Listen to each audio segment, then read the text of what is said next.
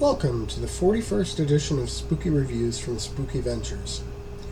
For this one, I'm going to be talking about a new cryptid double feature that bears the title of the first movie, Blood of the Chupacabras. As I said, it's a double feature because the disc also includes the sequel, Revenge of the Chupacabras. It's all part of a Blu-ray release from Visual Vengeance via Wild Eye Releasing.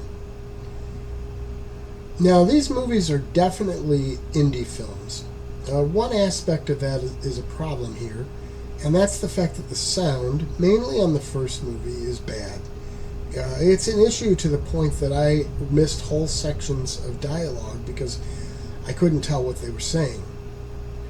Well, I could still follow the story, but I wish they had managed to fix that. About the story, or more accurately, the stories, plural, these two movies have great scripts, really. And unlike a lot of sequels, the second movie is definitely no rehash of the first one.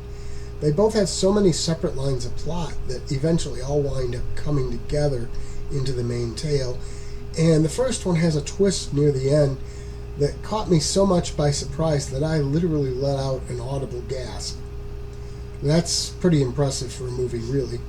There are other trappings of low-budget horror films in some less than Hollywood effects and such, but those are the kinds of things that those of us who like these types of movies expect. It's sort of part of the charm, really, for those of us who enjoy the low-budget films. Now, if you don't know the Chupacabras, or the legend of them, they're said to be monsters that suck the blood of goats, and sometimes human. The name literally translates from Spanish to goat sucker. There's some variation, especially in descriptions in the legends from area to area, but a lot of things are consistent. While the first sightings were reported in Cuba, and the legend was initially focused in the Americas, there have actually been reported sightings of chupacabras as far away as Russia.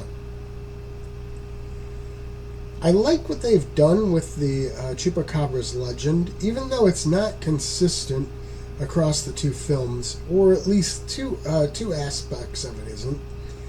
I don't want to give too much away on that in terms of spoilers, so let me just leave it at this. The first movie takes the legend and at once seems to capture much of it accurately, while at the same time bringing in some new angles. Now, the second movie really doesn't get into the lore at all, so that's sort of why it's kind of different. Both movies are a lot of fun, and the disc also includes quite a bit of bonus material, including the usual things like commentary, but also a blooper reel from the first movie, and there's a look at the special effects and much more. And some of that is very entertaining too. The packaging includes a cool poster, some retro VHS stickers, and other things as well. All in all, this release is really good stuff. I just wish they'd been able to do something with the audio, maybe digitally enhance it, but even so, it's still a lot of fun. Spooky Ventures is the home for spooky content and spooky merchandise on the web. Check it out today at spookyventures.com. And remember, always keep it spooky.